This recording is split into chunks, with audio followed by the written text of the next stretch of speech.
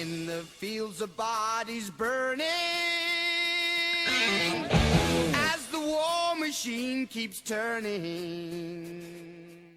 2018 marks 100 years since the end of World War I, where 40 million died in mankind's first industrialized war. 2020 marks the 100th anniversary of the cabinet of Dr. Caligari, and its place in horror film history is undeniable. However, its place as an anti-authoritarian, anti-war film is clouded by the questionable reliability of its protagonist Francis in the framing story.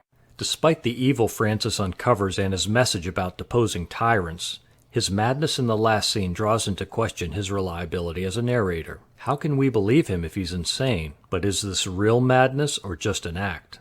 Most scholars, from Siegfried Kracauer to Anton Keyes, accept his insanity, perhaps as the result of shell shock. Unfortunately, most literature quibbles with the impact of his insanity and hides from us the possibility of a sane Francis.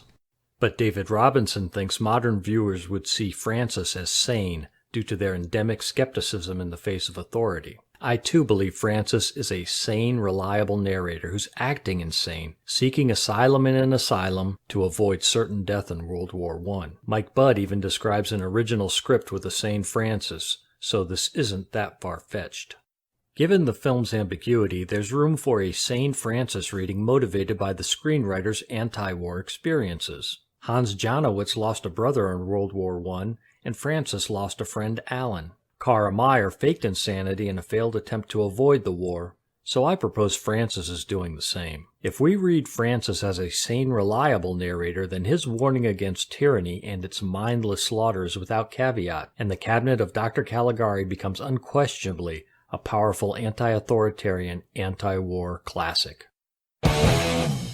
The results of an industrialized, mindless war were all around Francis and provided ample motivation for him to avoid it by acting insane. The fair was filled with mostly children, women, and old men, since most of the military-age men were either fighting or dead.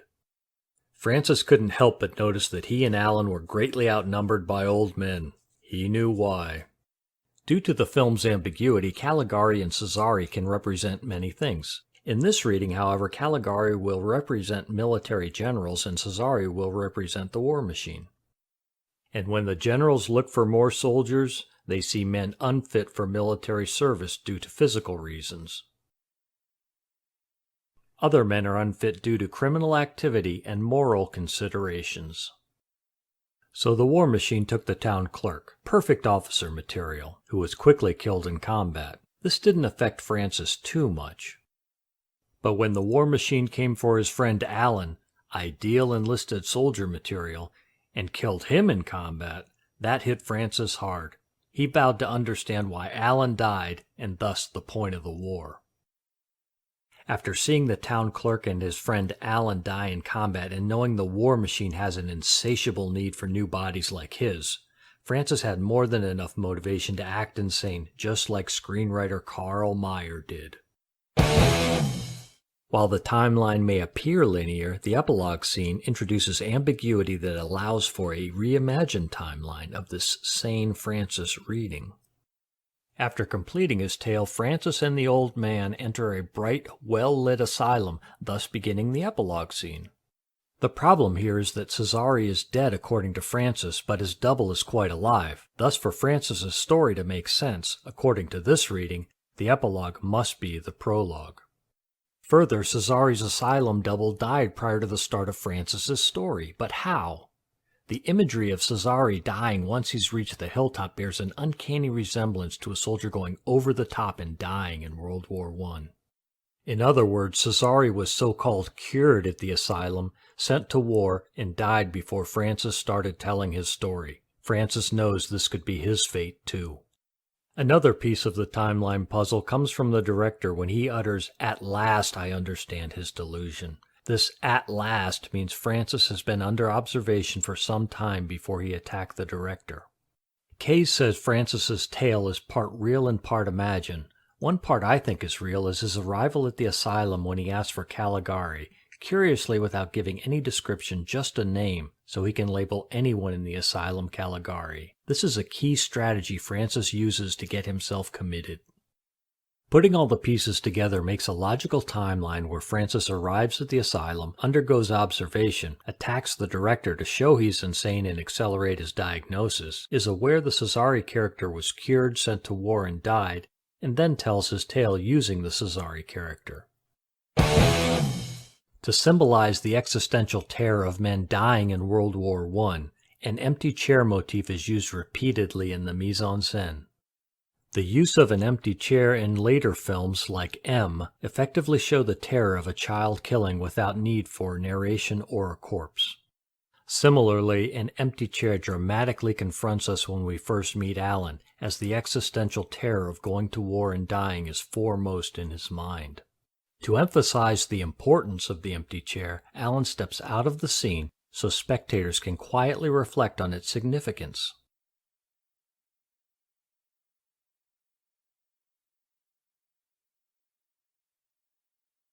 Even when he's sleeping, Alan can't escape the empty chair. It haunts his dreams. It's also there for Jane as she ponders if she'll ever get married and have a family. Of course, the empty chair is prominently displayed in Francis's apartment to underscore his fear of dying in combat. We also see Alan's empty chair in the general's office, but it's blackened and barely noticeable, symbolizing that the lives of men lost were not that important to World War I generals. To further emphasize its meaning, the empty chair faces a skeleton, forming a proscenium arch of death framing the scene. But at Alan's deathbed, Francis had already decided he wasn't going to become an empty chair. Here he turns his back on the chair, faces the camera, and uses his body to completely block it from the spectator's view, symbolizing his decision to remove the certainty of a battlefield death from his life. After all he's seen, Francis decides he won't die in vain. He'll fake insanity, just like screenwriter Carl Meyer did. But he's not physically very good at it. A violent attack on someone should look something like this, a silent sudden motion going for the jugular. But Francis shouts to draw the psychiatrist's attention, then grabs the director and holds on to him with no real intent to do harm. This so-called attack isn't very convincing at all. Even in a straitjacket, Francis appears insane, using a hackneyed, wild-eyed look only when the director looks at him. This shows us that it's all just an act. Anton Kay states that faking insanity was a popular way to avoid military duty during World War I, so war psychiatrists were well versed in assessing malingerers. The director here has seen this act many times before and knows Francis is faking.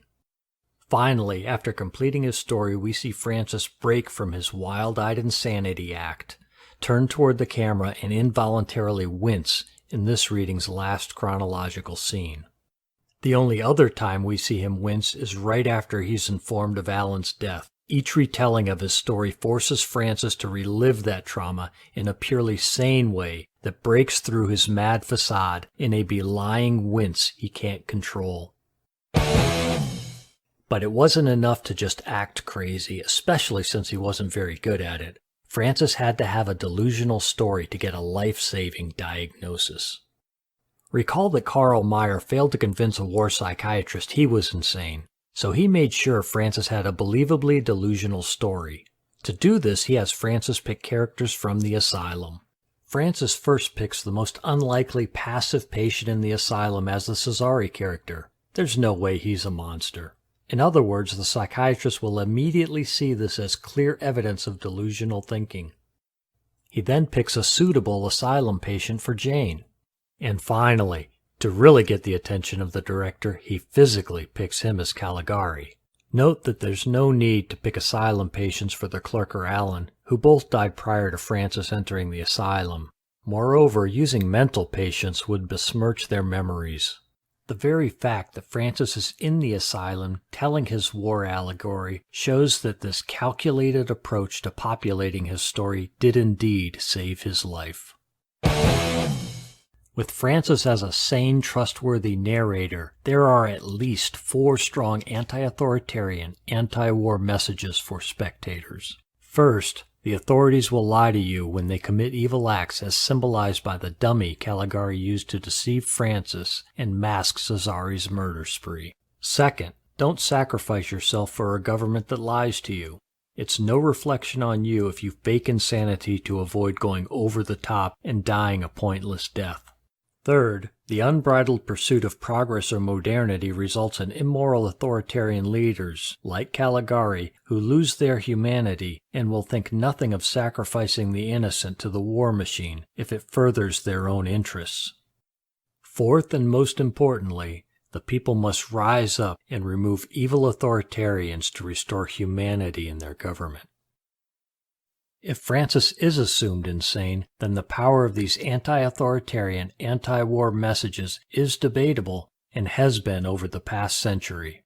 However, with the evidence presented, a strong case is made that Francis may be considered a sane character, seeking asylum in an asylum to avoid becoming an empty chair. This sane Francis reading creates a complementary rather than a distracting framing story, and also puts the controversial final asylum scene in its proper place as flashback prologue rather than face value epilogue.